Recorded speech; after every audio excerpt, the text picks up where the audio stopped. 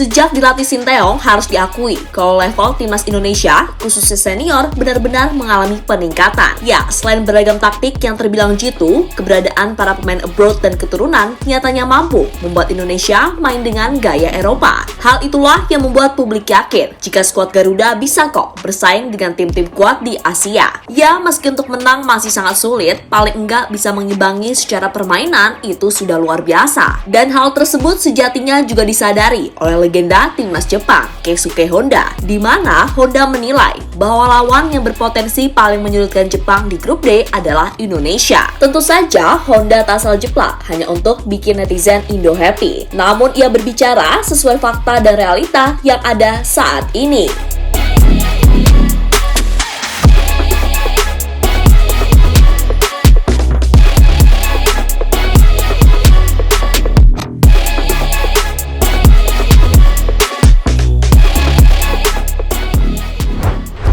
Keisuke Honda baru-baru ini menyampaikan pendapatnya perihal peluang timnas Jepang di Piala Asia. Ya, menurut ex pemain AC Milan itu, Jepang memang sangat berpeluang untuk jadi juara. Pasalnya, tim Samurai Biru kini diisi nama-nama pemain yang mentas bersama tim-tim ternama Eropa. Meski begitu, Honda tak mau sesumbang, sebab bagaimanapun sepak bola bukanlah matematika.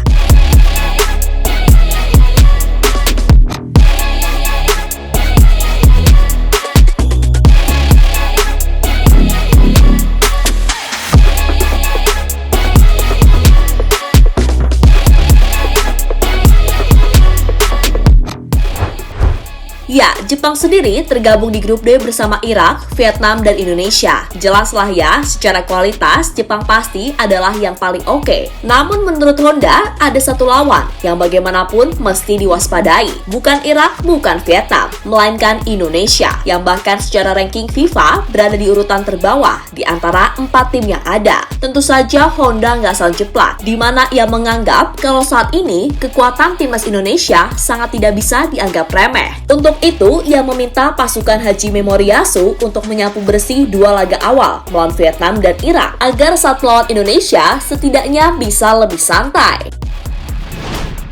Ya, di mata Honda, perkembangan timnas Indonesia sejak diasuh Sinteyong sangatlah oke. Pasti Honda tahu kalau Coach Shin bukanlah pelatih sepele. Sebab bagaimanapun, ia pernah membawa Korea Selatan lolos ke putaran final Piala Dunia 2018 dan sempat mengalahkan Jerman. Selain itu, dengan banyaknya pemain keturunan plus abroad, Indonesia kini benar-benar bisa bermain sepak bola modern, baik dalam hal menyerang maupun bertahan. Indonesia menjadi negara Asia Tenggara yang berbahaya. Dari materi pemain, mereka sangat komplit.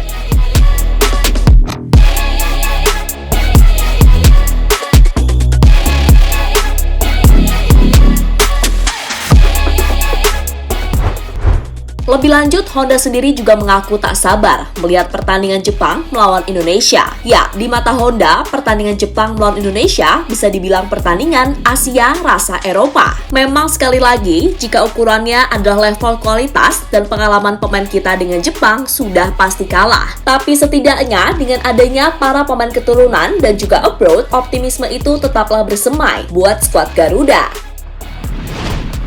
Ya, berbicara soal kekuatan Indonesia, jelas saat ini skuad Merah Putih bisa dibilang lebih tangguh, terutama soal urusan pertahanan. Pasalnya, banyak pemain keturunan yang berposisi di sektor belakang, mulai dari Elkan Bagot, Jordi Amat, Sandy Walsh, hingga Shane Patinama. Belum lagi ditambah Jay Itzes, Nathan Cho, atau bahkan syukur-syukur Kevin Dix.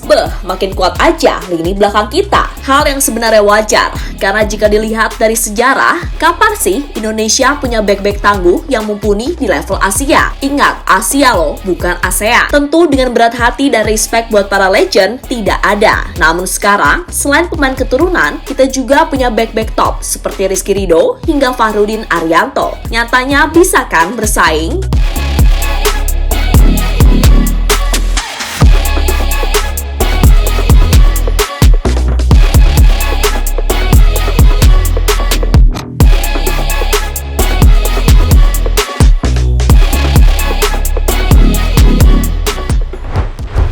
Ya, suka Suka tak suka, bila berkaca dari sejarah, di mana kelemahan Indonesia pasti ada pada lini belakang yang mudah ditembus, terutama dari bola atas. Maka kini sudah bisa teratasi. Terbukti sejak leg kedua final Piala AFF melawan Thailand pada 2021 lalu, gawang Indonesia tak pernah jebol lebih dari 2 kali per pertandingan. Bahkan saat berjumpa sang juara dunia Argentina, Indonesia cuma kalah 2-0, dan itu pun lewat gol yang bukan berasal dari set play. Dan hebatnya setelah laga melawan Argentina, gawang Indonesia belum pernah jebol lagi. Menang 2-0 atas Turkmenistan dan menang atas Brunei 2 leg dengan agregat 12-0. Jelas sekali lagi itu membuktikan kalau Coach Shin berhasil membenahi kelemahan terbesar timnas Indonesia.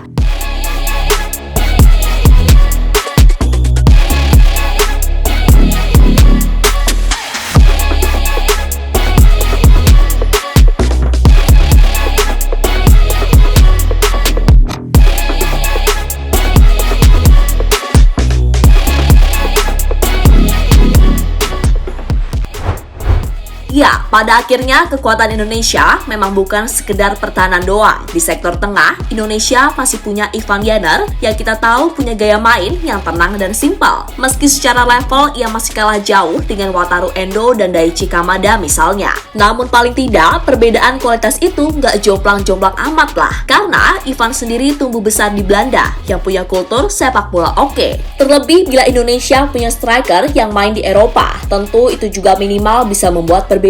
Karena harus diakui, cukup berat bila Indonesia masih bergantung pada striker saat ini untuk bersaing di Piala Asia. Bukan jelek, tapi Sananta dan Hoki Caraka masih sangat muda dan belum terbiasa main di top level Asia. Lalu Dimas Derajat yang sebenarnya secara pengalaman lebih oke di level Asia, namun ia rentan cedera. Tapi apapun itu, kita percayakan saja pada Coach Shin kalau beliau bisa kok membuat Indonesia tampil maksimal di Piala Asia Januari nanti.